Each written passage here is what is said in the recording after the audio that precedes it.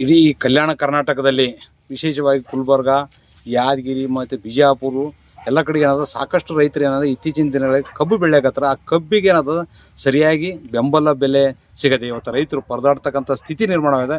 ಇವತ್ತು ಬಂದಳಿ ಗ್ರಾಮದಲ್ಲಿ ಇರ್ತಕ್ಕಂಥ ಈ ಕಬ್ಬಿನ ತೋಟದಲ್ಲಿ ಬಂದು ನೋಡ್ತಿದ್ವಿ. ಇವತ್ತು ಭಾಳಷ್ಟು ಜನ ಕಬ್ಬಿನ ಫ್ಯಾಕ್ಟ್ರಿಗೆ ಹೋಗ್ತಕ್ಕಂಥ ಕಬ್ಬು ಬೆಳಿತರು, ಅವರು ಸರಿಯಾಗಿ ಬೆಂಬಲ ಬೆಲೆ ಇರೋದು ಸನಗ ಇಲ್ಲೆಲ್ಲ ಗಾಡಿ ಕಿರಾಯ ಕೊಟ್ಟು ಅಲ್ಲಿ ಹೋಗಿ ಲೈನಿಗೆ ಕುಂಟು ಸರಿಯಾಗಿ ಸಮಯಕ್ಕೆ ಹಣ ಬರೋದ ಕಾರಣ ಇವೆಲ್ಲ ಕಬ್ಬು ಬೆಳೆದ ಕೇಸ್ ಏನಾದ್ರು ಕಬ್ಬಿನ ಹಾಲು ಮಾಡ್ತಕ್ಕಂಥ ಪರಿಸ್ಥಿತಿಗೆ ನಿರ್ಮಾಣ ಆಗಿದೆ. ಇವರೆಲ್ಲ ಈ ಕಬ್ಬು ಬೆಳೆದ ಕೇಸ್ ಕಬ್ಬಿನ ಹಾಲು ಅಂತ ಮುಂಜಾನೆ ಕಟ್ ಮಾಡ್ಕೊಂಡ್ರೆ ಸಂಜೆಗೆ ಮನೆಗೆ ಬಂದುಬಿಡ್ತಾರೆ ಅನ್ನೋ ಸಂಗಟೆ.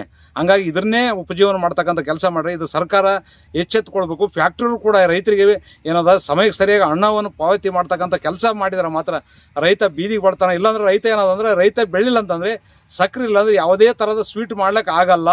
ಹಂಗಾಗಿ ತಕ್ಷಣ ಸರ್ಕಾರ ಬೆಂಬಲ ಬೆಲೆ 3500ದಂಗೆ ಬೆಂಬಲ ಬೆಲೆ ಕೊಡಬೇಕು. ಮತ್ತು ಯಾವಾಗ ರೈತ ಕಬ್ಬು ಹಸ್ತಾನ ತಕ್ಷಣ 24 ತಾಸಿನಲ್ಲೇ ಹಣವನ್ನು ಅವರ ಅಕೌಂಟಿಗೆ ಜಮಾ ಆಗ್ತಕ್ಕಂಥ ಕೆಲಸಕ್ಕೆ ರಾಜ್ಯ ಮತ್ತು ಕೇಂದ್ರ ಸರ್ಕಾರ ಮುಂದಾಗಬೇಕಂತಕ್ಕಂಥದ್ದು ನಂದು ಆಗ್ರಹ.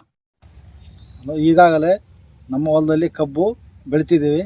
ಅದಕ್ಕೂ ಕಬ್ಬಿನ ಫ್ಯಾಕ್ಟ್ರಿಯವರು ಪ್ರತಿ ಒಂದು ಕ್ವಿಂಟಲ್ಗೆ 3500 ಹಂಗೆ ತಗೋಬೇಕು. ನಾವು ಅದರಲ್ಲಿ ಈಗ ಏನಂದರೆ ಅವರು ಇಷ್ಟು ಬೆಲೆ ಕೊಡಲಾರ್ದಕ್ಕಾಗಿ ನಾವು ಏನು ಮಾಡ್ತೀವಿ, ಕಬ್ಬಿನ ಹಾಲು ಮಾಡಿ ಇಲ್ಲೇ ಮಾರಾಟ ಮಾಡ್ತೀವಿ ಸರ್.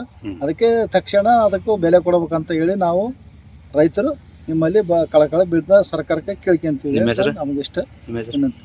ನಿಮ್ಮ ಹೆಸರು? ನಮ್ಮ ಹೆಸರು ಹನುಮಂತ್ ಸರ್.